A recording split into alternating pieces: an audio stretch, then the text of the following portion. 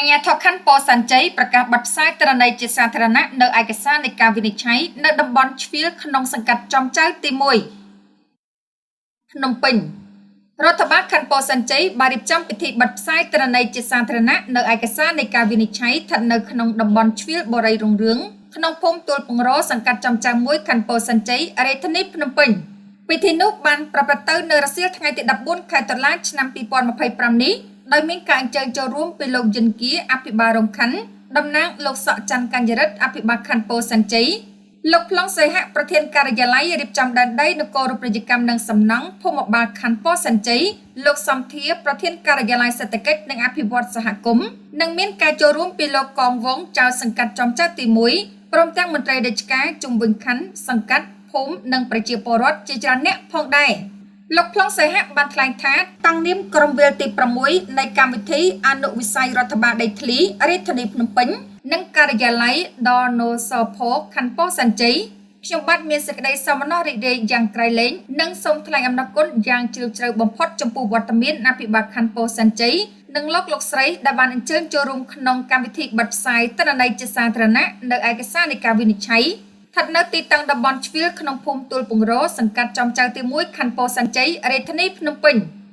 លោកប្លង់សីហៈបានបន្តថាខណ្ឌពោធិ៍សែនជ័យជាខណ្ឌមួយក្នុងចំណោមខណ្ឌទាំង14ក្នុងរាជធានីភ្នំពេញដែលមានចំនួន7សង្កាត់75ភូមិនិង17សហគមន៍គឺកម្មវិធីអនុវិស័យរដ្ឋបាលដីធ្លីបានចុះវត្តមានចុះបញ្ជីរួចរាល់ដោយឡែកទីតាំងនេះគឺម្ចាស់ដើមដែលជាអ្នករកស៊ីសាងសង់ផ្ទះលក់មិនបានចូលរួមចុះបញ្ជីបានលក់ផ្ទះជូនប្រជាពលរដ្ឋតាមរយៈការផ្ទេរសិទ្ធិក្នុងគោលបំណងកេងចំណេញដោយមានការសហការដ៏ល្អពីអាជ្ញាធរដែនដីនិងមានការចូលរួមពីប្រជាពលរដ្ឋម្ចាស់ផ្ទះបានបង្កលក្ខណៈងាយស្រួលដល់ក្រុមការងារចុះវាស់វែងនិងប្រមូលទិន្នន័យក្បាលដីដែលអនុវត្តនីតិវិធីនៃការចុះបញ្ជីដីធ្លីមានលក្ខណៈជាប្រព័ន្ធទទួលបានជោគជ័យជាលទ្ធផលចុះវាស់វែងនិងកំណត់សរុបចំនួន674ក្បាលដីវិនិច្ឆ័យបានចំនួន559ក្បាលដីស្មើនឹង 83% មិនទាន់បានវិនិច្ឆ័យចំនួន115ក្បាលដីស្មើនឹង17% ម្ចាស់មិនបានចូលរួមផ្អែកតាមទិន្នន័យក្នុងទីតាំងភូមិខាងលើនេះមានលក្ខណៈគ្រប់គ្រាន់អាចធ្វើការបិទផ្សាយជាសាធារណៈថ្ងៃនេះក្រុមការងារបានរៀបចំបិទបញ្ជីឈ្មោះម្ចាស់ដីនិងប្លង់សូរិយោដីក្នុងរយៈពេល15ថ្ងៃចាប់ពីថ្ងៃទី14ខែតុលាឆ្នាំ2025ដល់ថ្ងៃទី28ខែតុលាឆ្នាំ2025ដោយគិតទាំងថ្ងៃសៅរ៍និងអាទិត្យនិងថ្ងៃបុណ្យផងដែរដូច្នេះសូមបងប្អូនពិនិត្យមើលផ្ទៀងផ្ទាត់ក្នុងបង្កាន់ដីដែលក្រុមការងារផ្ដល់ជូនលេខ4ខ្ទង់ខាងក្រោមគឺជាលេខរៀងក្នុងតារាងបញ្ជីឈ្មោះក៏ជាលេខក្បាលដីដែរឈ្មោះម្ចាស់ដីអក្ខរាវិរុទ្ធប្រភេទទ្រព្យទំហំដីសូមពិនិត្យផែនទីក្បាលដីទីតាំងជាក់ស្ដែងខុសឬត្រូវជាដើមសូមកុំបណ្ដោយឲ្យអ្នកដទៃមកពិនិត្យមើលទិន្នន័យជំនួសព្រោះអ្នកដទៃពុំបានដឹងទិន្នន័យទាំងនេះច្បាស់លាស់ទេប្រសិនបើបងប្អូនប្រជាពលរដ្ឋពុំទាន់យល់ឬនៅសង្ស័យលើទិន្នន័យដែលពាក់ព័ន្ធនឹងក្បាលដីរបស់ខ្លួនបងប្អូនមានសិទ្ធិសូមឲ្យមន្ត្រីជំនាញពន្យល់បំភ្លឺខ្លឹមសារទិន្នន័យក្បាលដីអាចផ្ដល់ដំណឹងជូនក្រុមការងារនៅរាល់ការជំទាស់ករណីបើមានការខុសសូមដាក់ពាក្យកែតម្រូវមកមន្ត្រីប្រចាំការគណៈកម្មការរដ្ឋបាលរាជធានីភ្នំពេញនឹងព្យាយាមដោះស្រាយនៅរាល់បញ្ហាទំនាស់ដើម្បីសម្រេចឲ្យបាននូវការព្រមព្រៀងរវាងភាគីទំនាស់ក្នុងករណីជំទាស់ឬវិវាទណាមួយ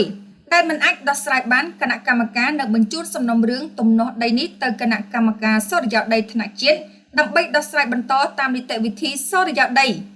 លោកប្លង់សីហៈបានបញ្ជាក់ថាក្រោយពីបិទផ្សាយជាសាធារណៈនៅឯកសារនៃការវិនិច្ឆ័យរួចរាល់ក្បាលដីដែលពុំមានទំនាស់មន្ទីរនឹងត្រូវការអនុញ្ញាតយល់ព្រមពីប្រធានគណៈកម្មការរដ្ឋបាលរាជធានីភ្នំពេញនិងការសម្រេចរបស់អភិបាលរាជធានីភ្នំពេញក្នុងការបោះពុម្ពវិញ្ញាបនបត្រចែកជូនបងប្អូនចំពោះឯកសារទាំងនោះនឹងត្រូវធ្វើការចុះបញ្ជីតាមលំដាប់លំដោយហើយវិញ្ញាបនបត្រសម្គាល់អចលនវត្ថុនឹងត្រូវប្រគល់ជូនម្ចាស់ដីនៅពេលឯកសារត្រឹមត្រូវគ្រប់លក្ខខណ្ឌកម្មវិធីអនុវិស័យរដ្ឋបាលដីធ្លីមិនផ្ដល់បានវិញ្ញាបនបត្រចំពោះអ្នកកាន់កាប់លើដី